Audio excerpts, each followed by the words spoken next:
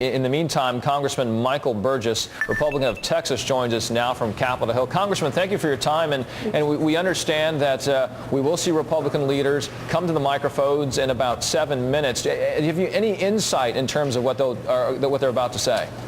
Well, it certainly has all of the appearances of a classic impasse. Now, for people who haven't been watching the United States Congress since January, this is actually pretty typical for us. The House passed things, the Senate ignores it, and that's kind of where we've been this past 2 weeks. The only difference is now there's some pretty heavy stuff that's riding in the balance. I don't know if either side has a rabbit they can pull out of the hat.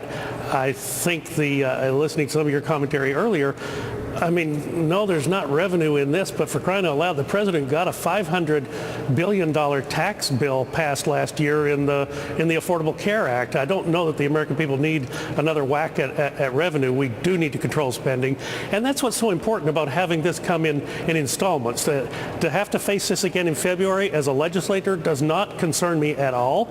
I think, in fact, that's good. Let's see what metrics have been applied. Have we gotten the cuts? Have the cuts produced what they were advertised to do? And honestly, I think that's what people need to see. But whether you approach this in installments, look, we've got another crisis coming on September 30th when the appropriations year runs out. There's going to be another opportunity. This story is not going to go away. Unfortunately for the president, this is not going to go away. This is something he's going to have to deal with right up until the 2012 election. Congressman, as we look and we wait again for this news briefing, and we expect to hear Speaker Boehner shortly, the reason why I asked if you had any insight to what the speaker might be saying is I understand that you had actually asked for a personal meeting with Speaker Boehner as the clock was ticking on Thursday night, and you had that meeting with him privately.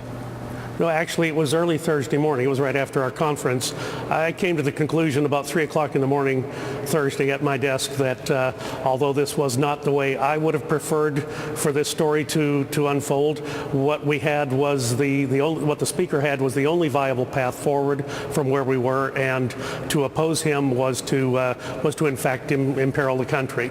I got a lot of criticism at home. I got a lot of support at home. I mean, it's certainly a mixed bag, but my own decision was that I was not willing to let the country be put at risk in order to get the perfect ideal, which was cut, cap, and balance, to get that offered again by the House over to the Senate.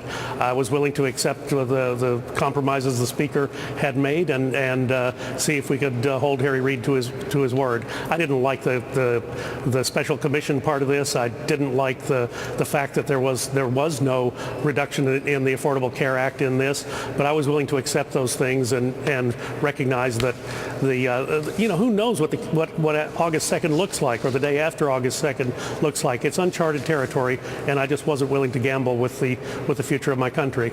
Congressman, thank you so much for your time.